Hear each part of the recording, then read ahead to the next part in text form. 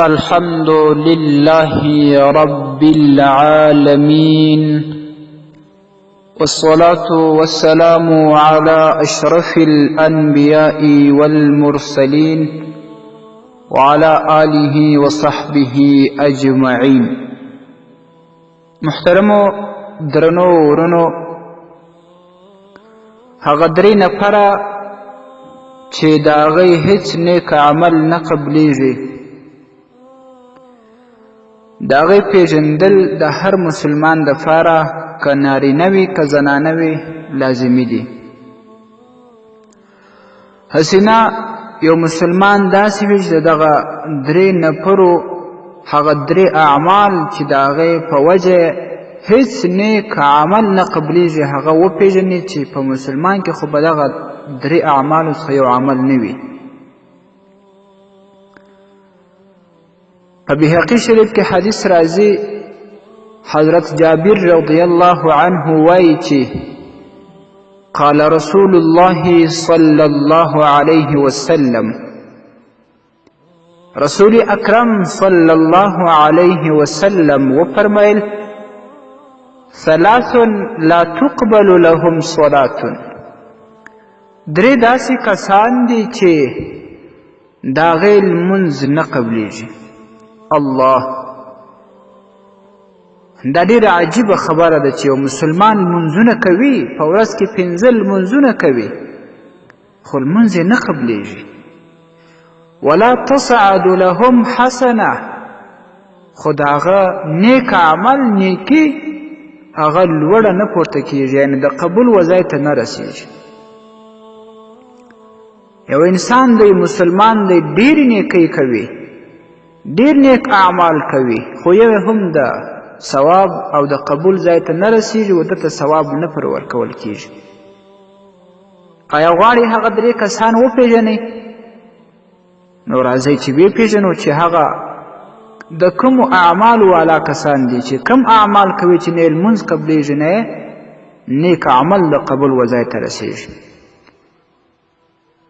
اول، العبد الآبق حتى يرجع إلى مواليه فيضع يده في أيديهم، هغه تښتېدلی مریی، هغه تښتېدلی غلام چې له خپله باداره خپله مشره تښتېدلی وي، تر څو خپلو بادارانو ته خپلو مشرانو ته بیرته رجوع ونه کړي او لاس د هغوی په لاس کې ورنه کړي، تر هغې د ده لمونځ نه قبلیږي نه نیکي د قبول وځای ته رسیږي. دویم، والمرأة ساخط علیها زوجها، دا ډېر سخت حکم دی د ټولو میرمنو دپاره، ډېر سخت دی. ډېرې میرمنې په دغې باندې اخته دي، خو دې ته فکر نه کوي چې د خاوند په خوابتیا کې د هغې په غوسه کې چې ماته یې کوي څه مشکل شرعي شته که نه. دغه مشکل دی چې د دغې زنانې چې خاوند یې د دې نه په خفه وي، ورته غوسه وي، ترې خوشحاله نه وي، د دغې ښځې لمونځ نه قبلیږي. والمرأة، هغه ښځه الساخط علیها زوجها چې د هغې خاوند ورته په خشن وي. خو که چېرته دا خاوند پر داسې یو شي خوابدی سوی و چې ښځه یې په غیر شرعي کار باندې امر کول، ښځې هغه غیر شرعي کار ونه کړ، خاوند ترې خفه شه، دغه حکم بیا نه کې راځي چې خاوند پر داسې شي خفه سوی وي چې هغه غیر شرعي وي. خو که خاوند پر داسې یو امر باندې خفه سي چې هغه د شریعت په چوکاټ کې وي، د دغې ښځې بیا د لمونځ نه دی قبول، نه نیک اعمال قبلیږي، که دعا کوي، که ذکر کوي، که صدقه و خیرات کوي، تر څو چې خپل خاوند نه وي خوشحاله کړی.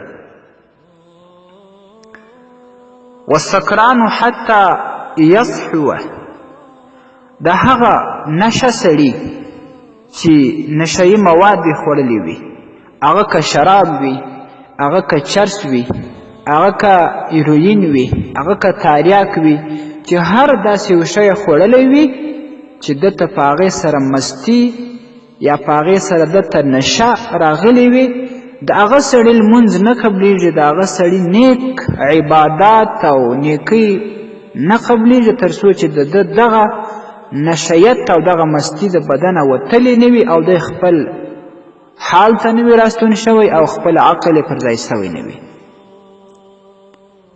تر څو چې دی په دغه نشه کې وي، که لمونځ وکړي، په دغه مستۍ کې وي، که نیکي وکړي، که ښه خبره وکړي، ثواب ده ته په دې باندې نسته، دا یو هم د قبولو ځای ته نه رسېږي. دغه درې هغه اشد کارونه دي چې د دې په کولو سره که نارینه وي که زنانه وي لمونځ یې نه قبلیږي او نیکي یې نه قبلیږي. راځئ محترمو ورونو او درنو خویندو د دغه څخه ځان وساتو.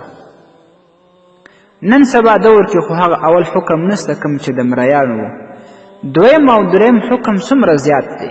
په کورونو کې اکثرین داسې وي چې هغه خاوند د مېرمنې نه خفه وي، مېرمنې هېڅ پروا نه لري.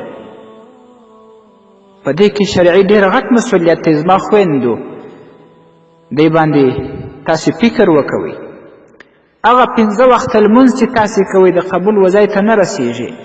په دغه ورځ کې چې تاسې نیک عمل وکئ، که دعا وکئ، که ذکر وکئ، که یو آیت ووایاست، که صدقه و خیرات وکئ، که چاته په اخلاقو باندې خبره وکئ، هغه د قبول وځای ته نه رسېږي تر څو چې مو خاوند نه وي خوشحاله کړی.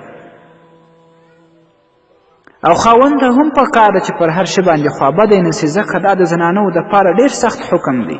خاوند ته خو هم رب العزت وایي چې وعاشروهن بالمعروف، د ښځو سره د زنانو سره په نیک او معروفه په ښه طریقه باندې سلوک و ژوند وکوئ، ځکه د زنانو دپاره دومره سخت حکم دی. که خاوند پر هر شي باندې ډېر ژر ژر خفه کېږي، پر هر شي باندې خشم ورته راځي، د مېرمنې څخه خفه وي، نو د مېرمنې داسې سخت حکم دی چې بیا لمونځونه نه قبلیږي.